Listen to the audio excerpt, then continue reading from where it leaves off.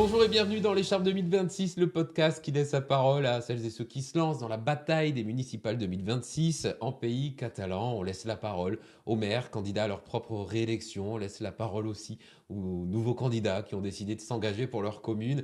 Ici, on laisse la parole en toute impartialité et on s'intéresse au profil et au projet. Aujourd'hui, on reçoit Alain Weiss. Il est candidat à La Roque des Albert avec sa liste Unis pour La Roque. Bonjour Alain. Bonjour.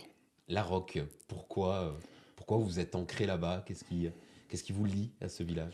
En fait, ce qu'il faut savoir, c'est que quand j'ai fini mes études supérieures, je suis déjà parti voyager un peu dans toute la France pour mon travail, mais j'ai toujours gardé la Roque comme un point d'ancrage, enfin, les Alberts au début comme un point Ouais. d'ancrage, pour deux raisons. La première, c'est des souvenirs d'enfance ou d'adolescence. Je passais toutes mes vacances scolaires à Argelès-sur-Mer, donc une attache particulière par rapport à ces souvenirs d'enfance. Et puis après, des attaches familiales. J'ai mes parents qui habitent depuis presque 30 ans à Cerbère. Donc l'occasion de revenir très souvent dans cette région.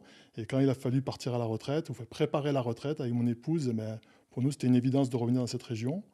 Et on a choisi la Roque des Alberts parce que c'est un très très beau village. Alors, quel endroit vous montreriez à la Roque des Albert, à celles et ceux qui ne connaissent pas, qui arrivent pour la première fois dans le village, peut-être en vacances? Alors là, je ne vais pas être très très original.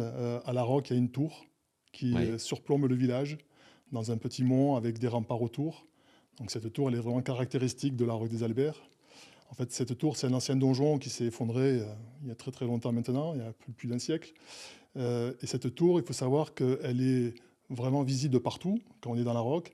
Et elle est au pied du mont des Alberts avec le pic Néolus juste au-dessus. Donc c'est un très, très joli endroit. On va parler de vous à présent, Alain Weiss, parce que là, vous vous lancez dans une campagne, mais nous, on aimerait savoir qui est l'homme, ce que vous faites dans la vie, ce que vous aimez. D'accord. Ben, en fait, donc moi je suis.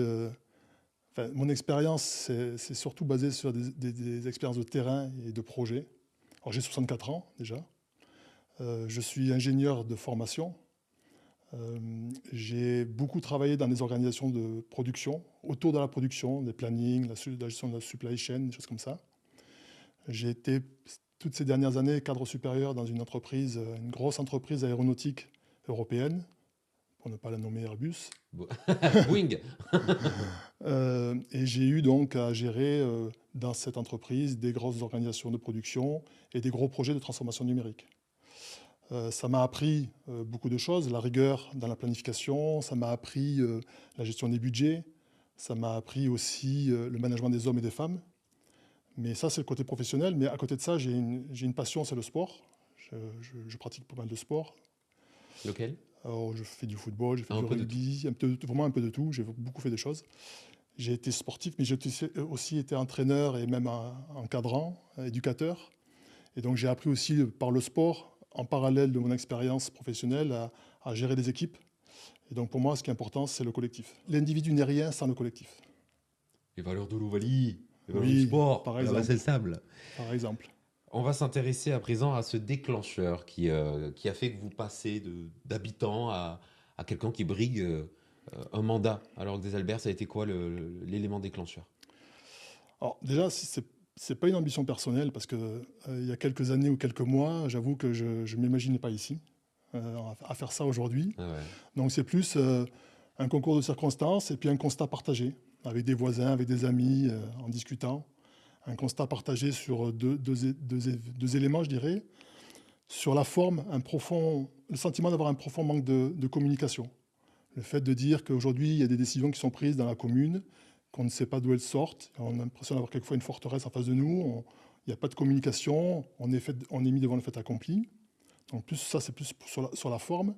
Et sur le fond, un autre constat qu'on a partagé avec beaucoup de gens aussi, et qu'on partage encore plus pendant la campagne, c'est le fait d'avoir le sentiment que la mairie actuelle ou la commune actuelle administre le quotidien, plus ou moins bien, mais n'a pas de vision pour l'avenir. Et n'a pas de vision surtout pour les nouvelles générations et la jeunesse.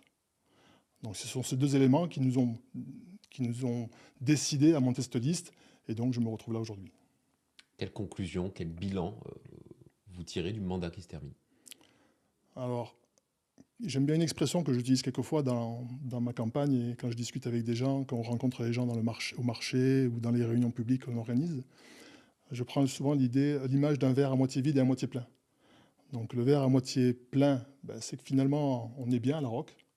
Donc on ne peut pas non plus tout jeter. Il fait bon vivre à la Roque, les gens sont gentils, on a un beau cadre. Mais le verre à moitié vide, c'est de se dire qu'il y a 3 mandats. Pendant ces 3 derniers mandats, il y avait la même équipe. Et que cette équipe, elle a peut-être bien géré le quotidien, mais elle n'a pas donné une vision et une ambition au village. Et aujourd'hui, il manque cette vision pour les générations et la jeunesse. Ça, c'est sur la façon de gérer. Il y a aussi autre chose qui perturbe beaucoup les gens, c'est cette opacité. Du coup, elle nourrit le sentiment de favoritisme ou de clientélisme. Et ça, beaucoup de gens disent qu'ils ne peuvent plus accepter. Donc, le bilan un peu mitigé, à la fois, effectivement, il fait bon vivre à la Roque des Albers, mais de l'autre côté, un peu ce sentiment de ne pas être embarqué, de ne pas partager les décisions et d'avoir une mairie qui est plutôt fermée.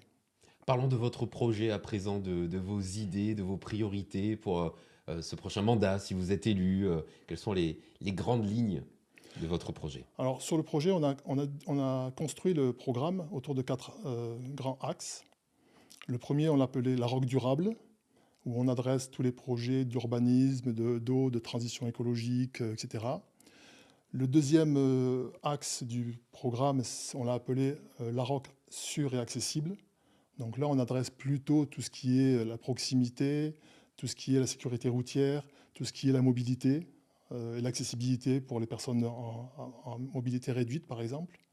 Le troisième axe du programme, c'est la ROC humaine. Donc là, on va adresser des sujets autour du social, de l'éducation, de la jeunesse, du sport, des associations qui sont très nombreuses à la ROC des Albers. Et le quatrième axe, ça va être la ROC dynamique, où là, on est plus sur l'économie de proximité, le tourisme et l'économie moderne avec l'économie numérique que l'on veut introduire dans le village. Ça, c'est les 4 grands axes du programme. Après, dans ces axes-là, aujourd'hui, concrètement, on a défini 3 priorités sur lesquelles on communique assez régulièrement et qu'on communique notamment à travers comme je disais tout à l'heure, des réunions publiques que l'on organise. Il y a un axe qui est sur les aînés, avec une dimension sociale, où on veut mettre en place un transport solidaire gratuit pour les seniors dans le village, qui peut permettre de faciliter les déplacements et donc de limiter l'isolement ou de réduire l'isolement des gens, ou de rompre l'isolement des gens, on va dire. Le deuxième priorité, c'est de travailler sur un autre axe qui est la jeunesse et de développer au sein du village un espace ludique et sportif pour les enfants, mais pas que, parce qu'on se rend compte, en y réfléchissant, que ça peut être un lieu de rencontre multigénérationnelle, un lieu de vie au sein du village. Et le troisième axe, la troisième priorité qu'on a développée pour l'instant, il adresse plus le cadre de vie. On a un certain nombre d'axes routiers sur la commune qui sont accidentogènes, qui sont dangereux. Donc on veut proposer des choses très concrètes pour rassurer les gens et résoudre ces problèmes-là, et y associer toute une logique de voies douces, donc au travers de pistes cyclables ou pistes piétonnes, pour à la fois pouvoir rejoindre le centre de bourg en toute sécurité, et à la fois pouvoir rejoindre aussi les autres quartiers de la commune sans être à risque à chaque rond-point ou à chaque tournant. Alain, si vous êtes élu, quel sera le projet, le changement le plus visible à la fin du mandat? Alors, peut-être déjà ce que je viens de dire, c'est-à-dire que visiblement, il y aura des choses, on pourra voir des choses sur les 3 projets que je viens de dire, mais je dirais que le plus important pour moi, ce sera la méthode. Changer de méthode et de mettre en place une méthode, celle du dialogue et de la transparence. Donc pour ça, nous sommes engagés dans la communication du programme de mettre en place à minima 3 réunions publiques par an qui seront ouvertes à toute la population pour expliquer ce qu'on a fait, ce qu'on est en train de faire, mais pas expliquer que les choses qui vont, expliquer aussi les choses qui ne vont pas, parce que si on n'arrive pas à faire des choses, il faut expliquer pourquoi on ne les fait pas. Et donc pour éviter cette opacité qui existe aujourd'hui et rompre avec cette notion où les gens ont l'impression qu'en fait tout se décide sans eux. Donc vraiment insister sur ce sujet-là. Et quelquefois, je dis aussi aux gens, en fait, aujourd'hui, on voudrait passer d'une gestion verticale à une gestion collaborative de la mairie. Alain, avant de terminer cet épisode de l'Écharpe 2026, 20 secondes pour vous adresser aux habitants de la Roque des Albers. Face à cette caméra, allez-y. Merci. Alors, voter Unis pour la Roque, c'est choisir une équipe, un projet, mais surtout une méthode, celle de la transparence et du dialogue.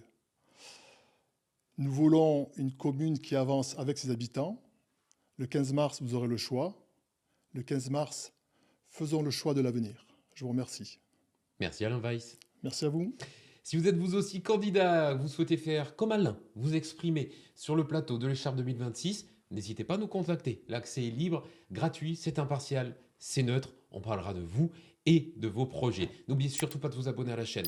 La petite cloche, on clique dessus, ça vous évitera de manquer les futurs entretiens avec les acteurs des municipales 2026. Merci d'avoir été au rendez-vous, merci pour votre attention et à demain pour un nouvel épisode de l'écharpe 2026. Salut!